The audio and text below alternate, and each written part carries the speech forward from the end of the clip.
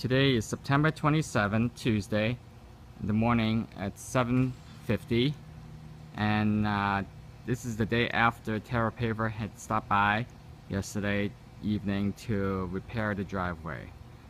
And as you can see, the repair area here, they do not have matching paver. So you can clearly tell that they are much darker than the rest of my pavers. Concern about the HOA having issue with this is pretty great. As you can clearly see, the old and the new, quite a big difference. So that's our big concern right now, along with the fact that we're still having issue with the fact that as time goes on, gaps have started to develop because of the destruction of the foundation here. As you can see, there are definitely huge gaps as you pass through. Look at that gap, and clearly it's no longer straight. And then also we have noticed dips have begun to develop here as well, along here. As you can see, there's a huge gap that starts to show up along the driveway door here, and it's actually a dip.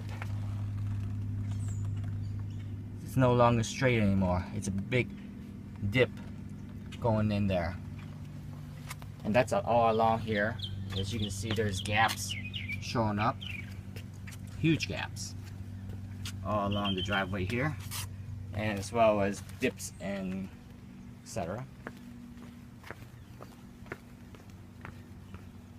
And walking past again the gaps that are running all the way through across my driveway here, and back to near the front door where there are also gaps developing.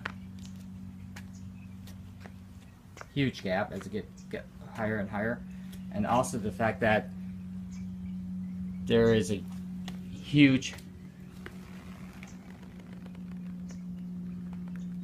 unevenness here. Literally, this is higher than the other pack section. So this is an issue here. So all this is developing because the lack of the initial repair that they should have, and with time, this is what's causing my driveway to get worse.